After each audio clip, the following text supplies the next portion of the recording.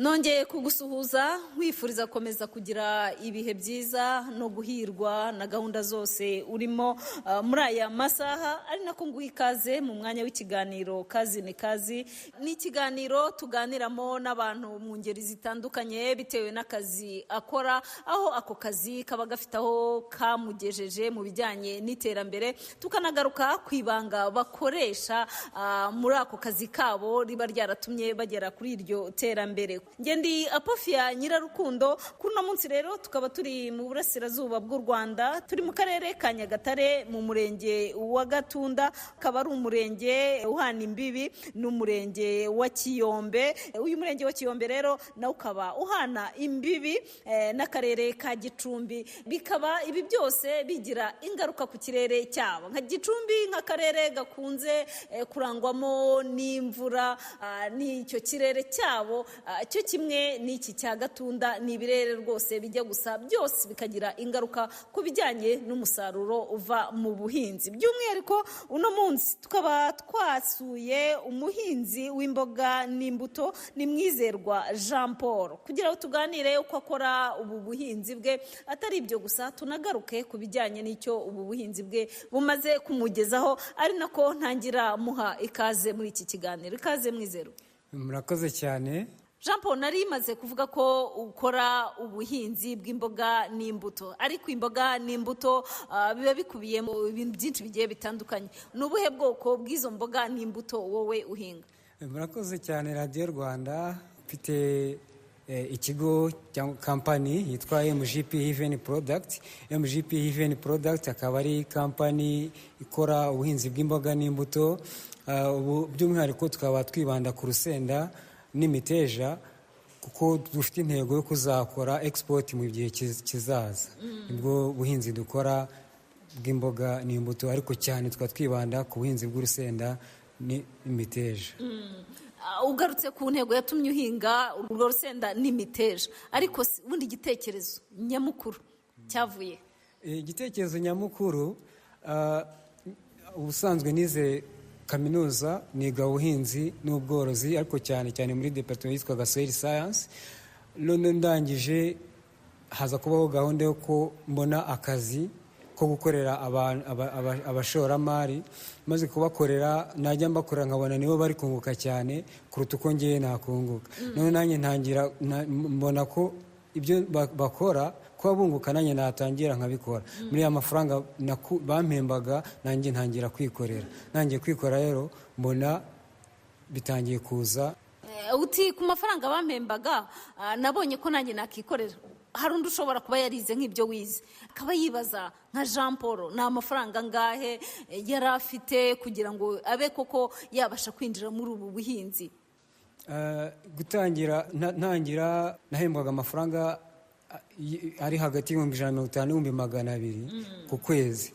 Noneho ku bw'amahirwe mu rugo bari bafite ubutaka bwo guhinga. None ndangije ndavuga ni reka bwa butaka mu rugo bafite, ubwo banyemera kuba babuntiza, kandi hakaba ari udufaranga dukeya bari kumpemba, namara gukora ya projet ya bije nkabona bizakunda, mfata ya mafaranga ndagenda nyashora muri bwa butaka mu rugo bantije kugira ngo mbashe kwiteza imbere. Ubwo yaramaze kuba nkangahe? Yaramaje ku 600. Yego. None si ibyo 600 umuntu koko abifite yakinjira muri iyi gahunda gahinga bigakunda? Natangiye rumva mfite ibyo 600, haza kuza ko gahunda y'amarushanwa ajya baho y'urubyiruko yitwa Youth Connect. Icyo gihe mu mwaka wa 2021 nariyandikishije, kuko nari namaje kubona ko bagenda basaba ibyangombwa, akavuga ko umuntu ukeneye kujya muri Youth Connect agomba kuba afite company iri registered. None ndangije ndagenda ya registeringa, imaje kuba registered ndagenda ndahatana muri Youth Connect. Icyo gihe naje guhabwa indi inkunga yo muri Youth Connect ingana na miliyoni. Urumva niwongera kuri bya 600 urate miliyoni 600, mpita mbona ko byambera igishoro. Ubwo ntangira kwikorera muri ubwo buryo. Wagarutse ku bijyanye n'ibyo wize mu mashuri muri kaminuza, harimo n'ibi by'ubuhinzi n'ubundi. Bifasha iki umuntu kuba yakora ibintu bijyanye n'ibyo yize, kuko hari benshi bashobora kuvuga biga ibintu ugasanga aravuze ati ndabyiga ari ukugira ngo mbone urupapuro, ndabyiga adateze ko azabibyaza umusaruro. Ubundi ibintu byose ni ukubikunda. Nanjye niga numvaga ngomba gushyira mu bikorwa ibyo nize. Noneho nza kuza kugira amahirwe, hari umuprofeseri wamfashije ndimo kudefanda igitabo, arangije arambwira ngo Jean Paul, uri agronome mu buhinzi, ntabwo uri agronome mu butaka, kuko urumva narize ubumenyi bw'ubutaka. Rero ni ukuvuga ngo ibintu byose bikorerwa ku butaka ugomba kuba ubizi. Iryo jambo ryangiyemo, ntangira kugenda nshakisha ikintu cyose gikorerwa ku butaka ni ikihe. Noneho ntangira no gukunda ubuhinzi ngendeye kuri iryo jambo yambwiye ngo ikintu cyose gikorerwa ku butaka ugomba kuba ukizi nk'umuntu wize ubuhinzi, noneho by'umwihariko ubumenyi bw'ubutaka. Ugendeye kuri wowe n'abo bantu wahuye nabo mu buzima, harimo n'uwo mwarimu wawe wakubwiye amagambo ashobora kukumotiva, ubona abantu nk'abo ngabo bagira uruhe ruhare mu iterambere ry'umuntu? Icya mbere, iyo witaye ku byo bavuze warangiza ukabishungura ukarebamo iby'umumaro, icyo gihe biragufasha, kuko ibyo byambereye inzira yo gutuma hari icyo natekereza gukora mu buzima bwanjye, ari nacyo iki ngiki nkora by'ubuhinzi n'ubworozi, ariko cyane cyane ubuhinzi bw'imboga n'imbuto. Ibyo rero byatumye mbasha gufunguka, mbasha gutekereza, mbasha no gushakisha amakuru atuma nabasha kwirwanaho cyangwa se kwiteza imbere. Ubu rero ku magingo aya, ubu buhinzi bwawe ubikora gute? Cyangwa hari umuntu udasobanukiwe ngo urusenda rwo ruhingwa gute, iyo miteja yo ihingwa gute? Murakoze. Mu buhinzi bw'urusenda, ubuhinzi bw'imiteja, uko nagendaga nzamuka, nagendaga mbona amahugurwa agiye atandukanye.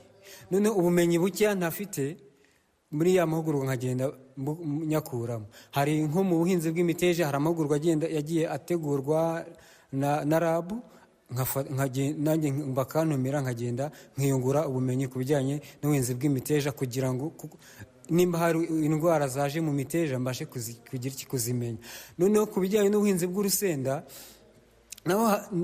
naje kuza kwinjira mu muryango w'urubyiruko witwa RIAF, ngirwa amahirwe, haje kuza kubaho kohereza bamwe mu bahinzi b'imboga n'imbuto, cyane cyane abakoraga ubuhinzi bw'urusenda, batwohereza mu Bushinwa kugira ngo tubashe kugira icyo twiyungura ku buhinzi bw'urusenda. Icyo gihe nageze nsanga Ubushinwa ubwabo bufite umujyi wise Triple C, China City Chili.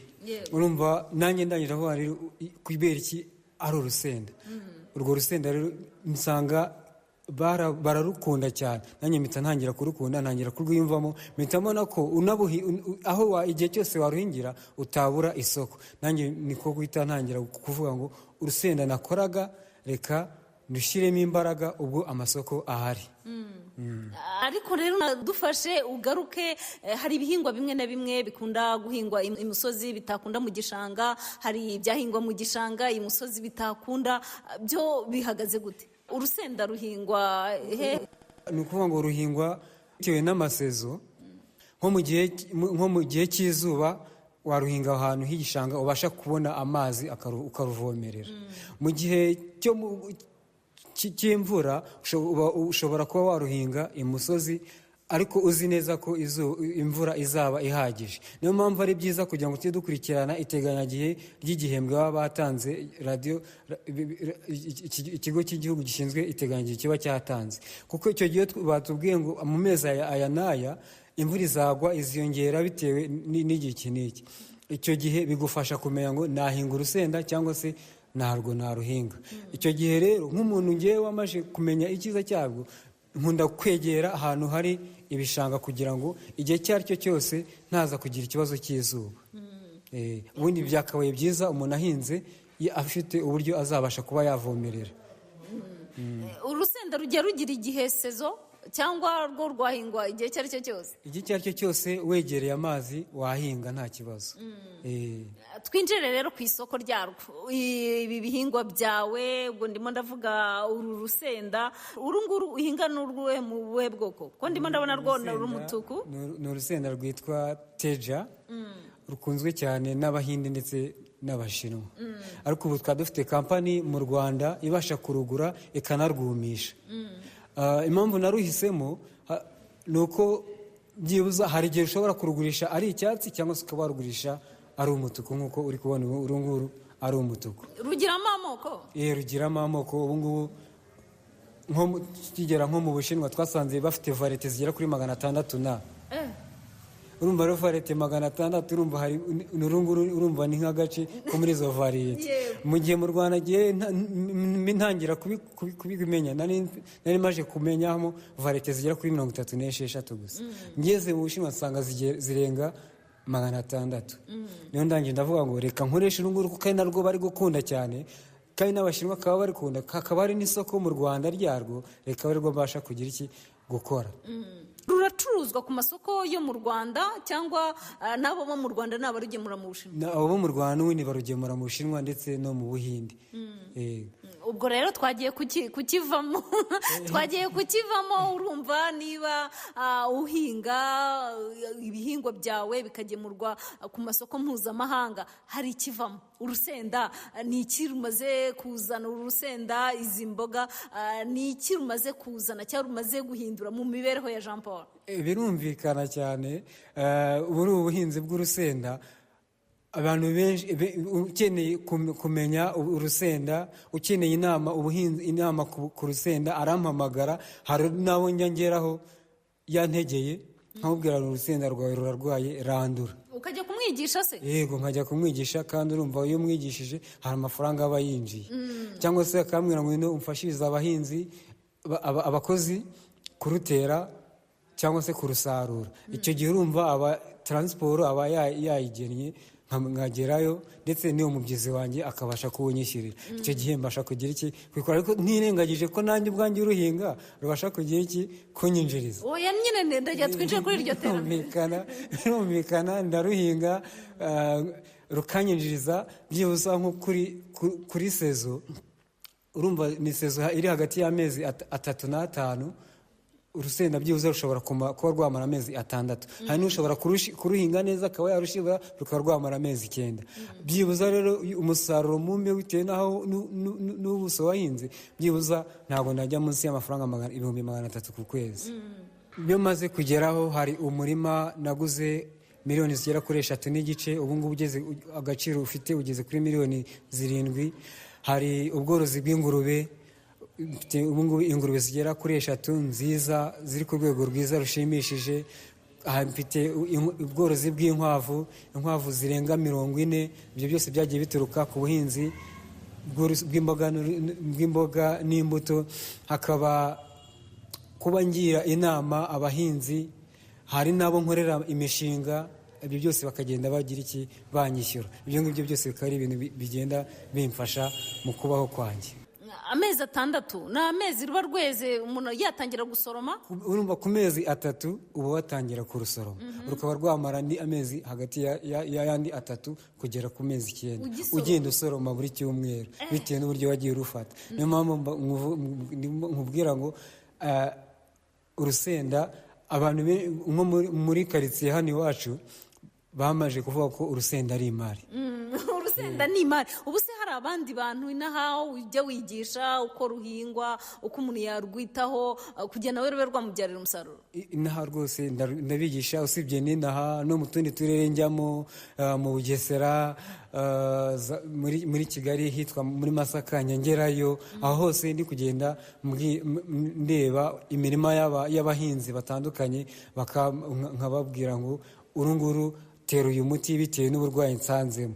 Hakaba n'aba exporter bantumaho bakambwira bati genda turebere nimba umuhinzi runaka ashaka kutugurisha urusenda, genda turebere nimba turamutse turujyanye ku isoko ry'i Burayi batagira iki batarurutwika. Ubwo urumva iyo ngezeyo ndeba umurima, nkareba ubwoko bw'imiti yateye, cyangwa se nkareba uburwayi bufite, iyo nsanze ari urusenda rwiza mbwira umu exporter rwose rugure, nta kibazo kizagira kizabaho nirugera i Burayi.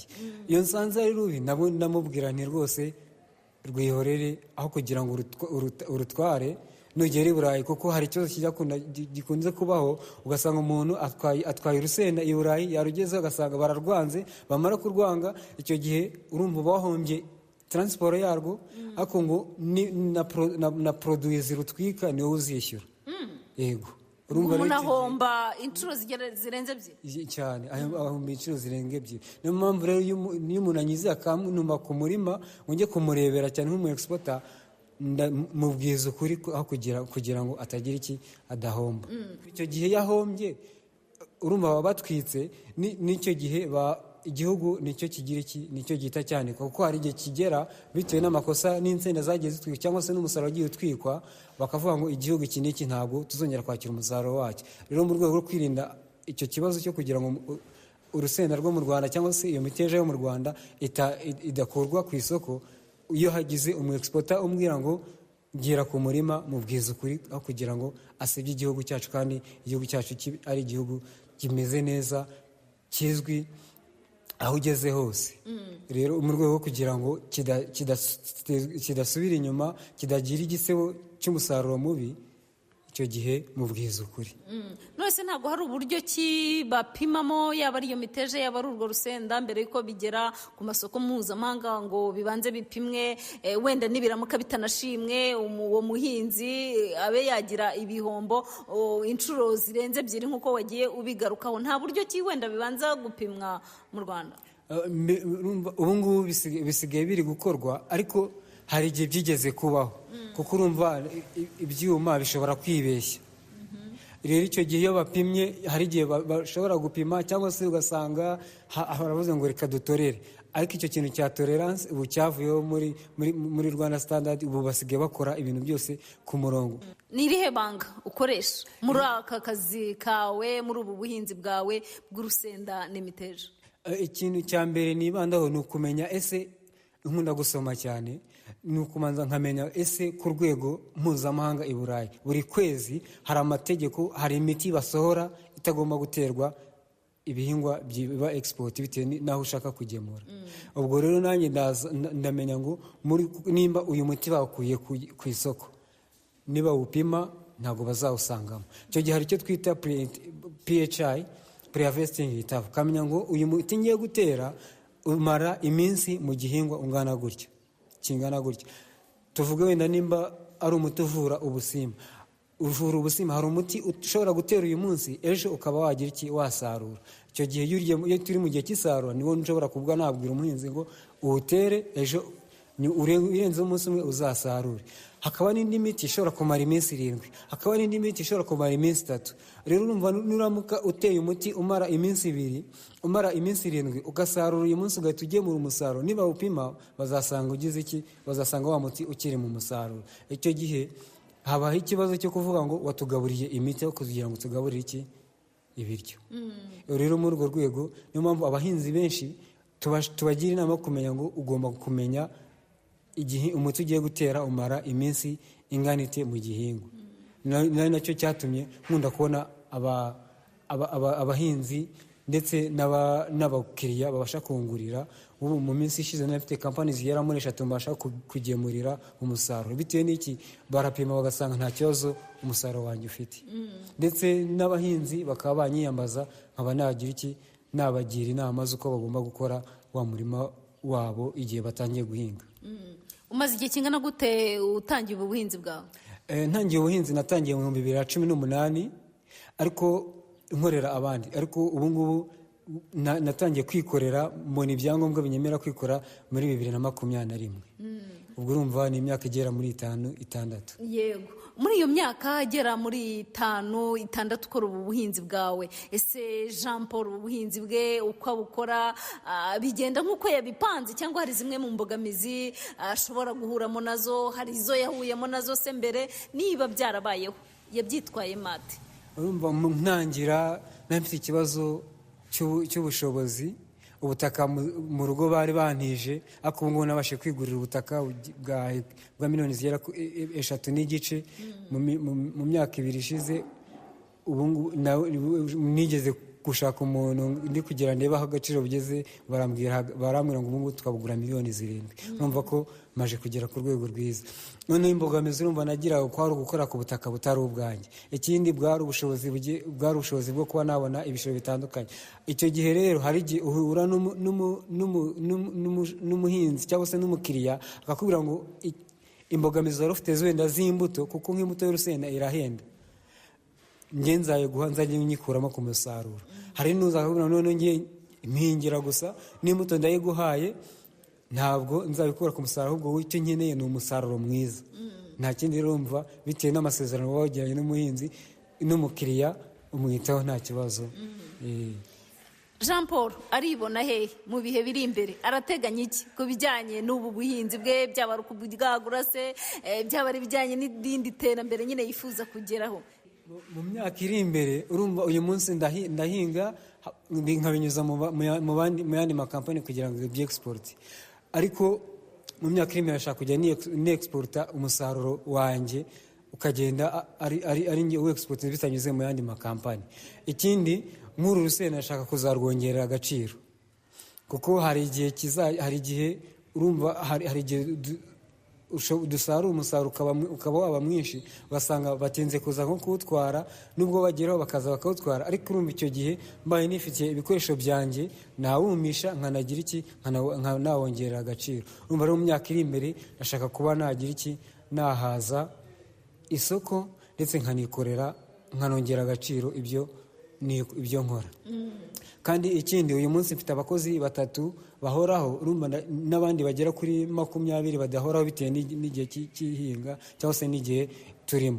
Ariko urugero nko mu miteja, nko mu isarura, hari igihe usanga mfite abakozi bagera muri 80 bari gusarura. Urumva rero mu ntumbero zanjye byibuza ndashaka kuzaha abakozi barenga 1000 bazajya baba bari gukora mu mwaka buri mwaka.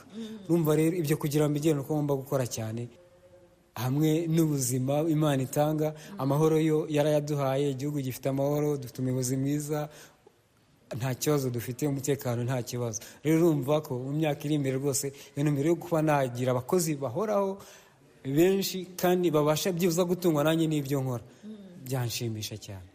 Jean Paul, iyo sezo yagenze neza, Jean Paul ni iyihe sezo uvuga uti ino sezo bimeze neza? Iyo yagenze neza se Jean Paul muri ubu buhinzi bwe bw'urusenda ndetse n'imiteja ashobora gukuramo amafaranga angahe? Mundi sezo iyo yagenze neza, amafaranga nashoye yikuba 2.5. Umva niba nshoye miliyoni 3, ngomba byibuza gukuramo hagati ya miliyoni 6 na 7. Ni ukuvuga ngo amafaranga washoye ku mboga mu buhinzi bw'imboga n'imbuto yikuba 2.5. Iyo yagenze nabi, kuko hari igihe byigeze kugera ndahomba, ariko nkubona kubera ko dufite igihugu cy'amahoro kandi kita ku baturage, kinareberera abaturage. Icyo gihe habayeho gahunda y'amarushanwa ku rwego rw'imirenge. Umushinga wanjye n'ubundi uza kuza gutsinda, kuko urumva umuntu utanga akazi ku bantu bagize baza kuza kontera inkunga ya 1,400,000 nongera ndakora. Urumva ko igihe ibintu uri gukora na leta ubwayo ibona ko bifitiye inyungu akamaro, nayo igira iki, iragufasha. Yego. Muri sezo zitandukanye z'ubuhinzi, ni iyihe sezo uba uvuga uti iyi ngiyi rwose nibiri itaragenze neza, iyi ngiyi ndabizi ko umusaruro wanjye n'amafaranga ndi buyabone bihagije? Cyane nko ku buhinzi bw'imiteja, mu gihe cyo kuvomerera, igihe ari igihe cy'izuba, mba numva ari cyo gihe cyiza, mba numva ameze neza.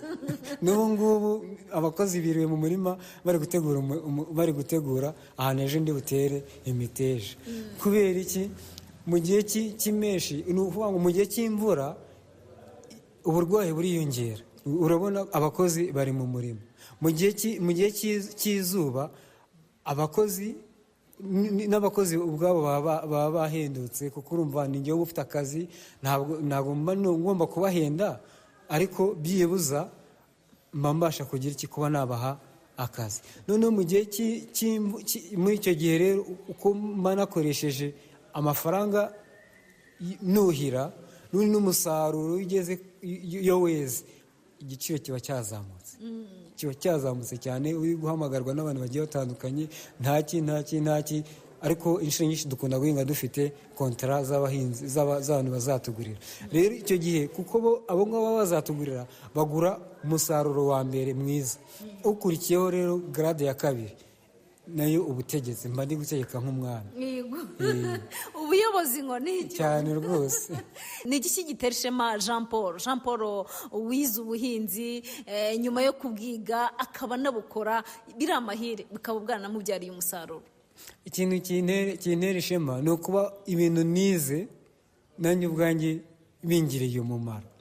kuko hari abantu biga ibintu ugasanga birangiye batagize batabikoze, ariko njye narabyize ndangije ndabikora biranampira. bimaze kumpira rero urumva ibyo ngibyo bintera ishema. ikindi kintu kintera ishema ni ukuba mbona byibuze hari umuntu ubasha kurya kubera ko yabashe gukora mu murima wanjye. icyo gihe mba numva nishimye kuba ntarya njyenyine, hakaba hari n'abandi bantu babasha kurya kubera ko bizinesi yanjye.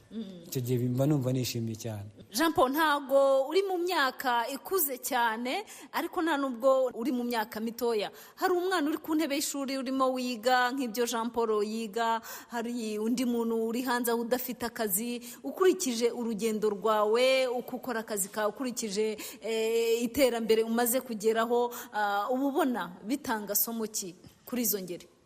icya mbere ku rubyiruko cyangwa se abanyeshuri bakiri ku ntebe y'ishuri, icya mbere agomba gutekereza ni ukwiga atekereza gushyira mu bikorwa ibyo yagize ibyo yize. kuko iyo nanjye niga ndi kureba mfite intumbero yo kujya mu kazi, ubu ngubu ntabwo mba ni no kuvuga, nta nubwo mba muza no kudusura, ntabwo mba muza kunsura, ariko urumva ko ayo n'andi mahirwe. noneho ikindi, umuntu ushyira mu bikorwa ibyo yize leta iramushyigikiye cyane. nk'ubu ngubu hari ikigega bashyizeho cyitwa Kataza, ubu ngubu banyemereyemo miliyoni, ni amafaranga leta itanga ukunguka 9% ku mwaka. ayo mafaranga iyo ugiye ukayafata akubyarira inyungu, mu gihe wari urimo uvuga wenda imbogamizi mfite n'izari igishoro, leta irayatanga rwose. kandi urumva BRD iti kwishingira, icyo ukora ni ukugaragaza igikorwa gusa, barangiza bakakwishingira cya gishoro kikaboneka. urumva rero umuntu ugiye gukora noneho ibintu yize bihita byoroha cyane, kuko icyo gihe uri gushyira mu bikorwa ibyo wize birakorohera cyane. reka mushimire Jean Paul. ni ukuri murakoze cyane kuba mwadusuye. reka dushimire Mwizerwa Jean Paul, akaba ari umuhinzi w'imboga n'imbuto, ariko cyane cyane akaba yibanda ku buhinzi bw'imiteja ndetse n'urusenda. yagarutse buryo ki akoramo ubu buhinzi bwe, ariko anitsa ku musaruro n'iterambere amaze kugeraho abikesha ubu buhinzi. reka mushimire, ariko kandi nanashimire mwe mwese mwari muteze amatwi radiyo Rwanda. mbararikira gukomeza gukurikira gahunda zose radiyo ikomeza kubagezaho. ikiganiro Kazi ni Kazi, naho ubutaha. njye nari Apofia Nyirarukundo.